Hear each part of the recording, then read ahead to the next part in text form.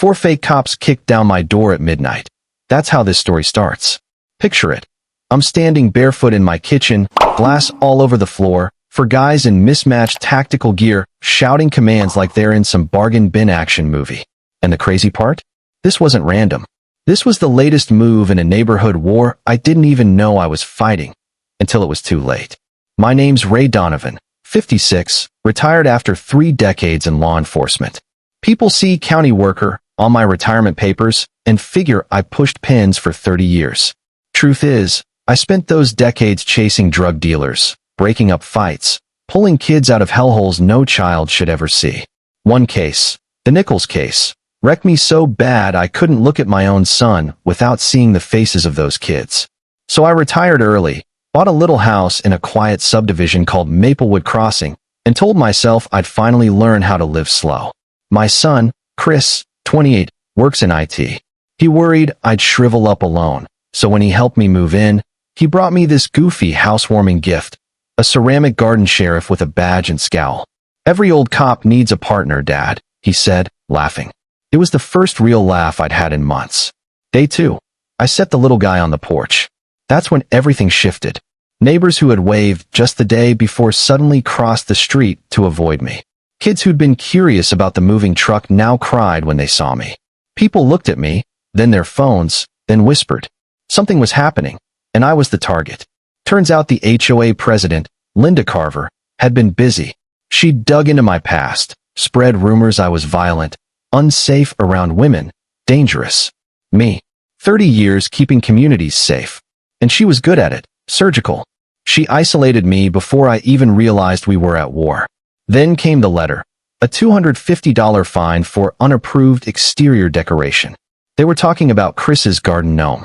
I picked it up and felt something off at the base. Inside, a tiny microphone. Somebody had bugged it. Every word Chris and I spoke during move-in, my past, my weak spots, my pain, it was all recorded.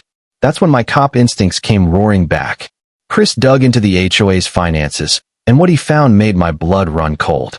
Hundreds of thousands siphoned into one construction company. New roofs, repaved driveways, siding, landscaping, all signed off by one person, Linda Carver. And the company cashing in, owned by her brother-in-law. She wasn't just running the HOA, she was running an embezzlement machine. So why target me? Because I was the only guy with the training to sniff it out. And because, I found out later, I looked a hell of a lot like her dead husband. Same build, same face, same damn expression when I'm thinking hard.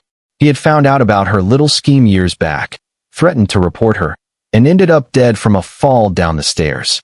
She carried that guilt like a live wire, and when I moved in, she saw him all over again.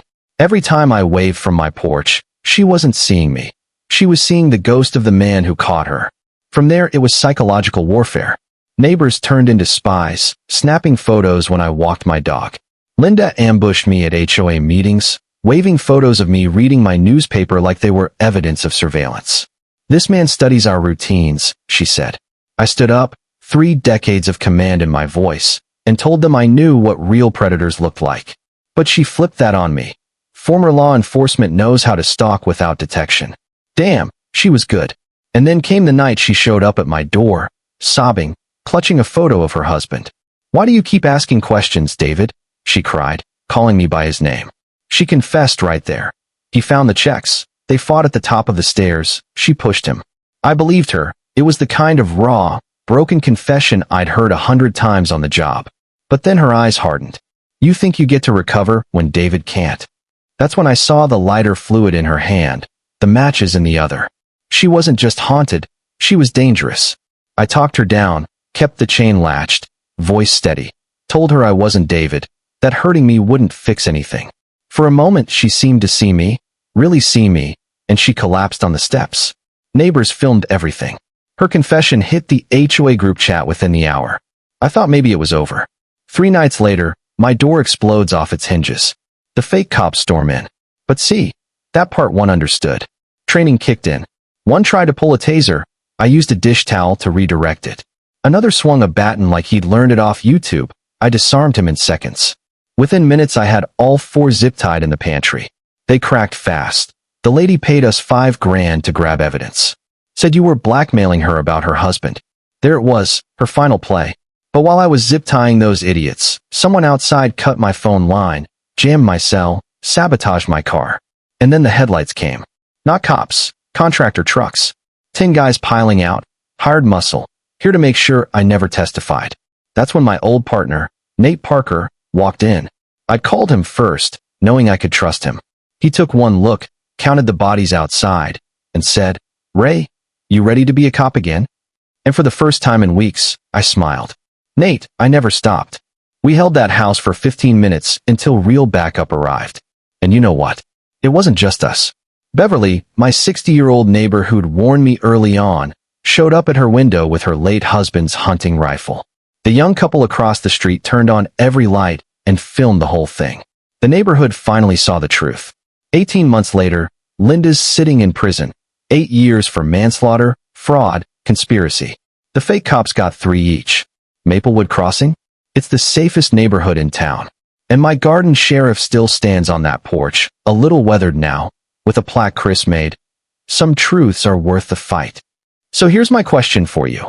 When a community turns against someone based on lies, are the neighbors victims who got manipulated, or accomplices who chose comfort over truth? Drop your thoughts in the comments, because after what I lived through, I honestly don't know the answer.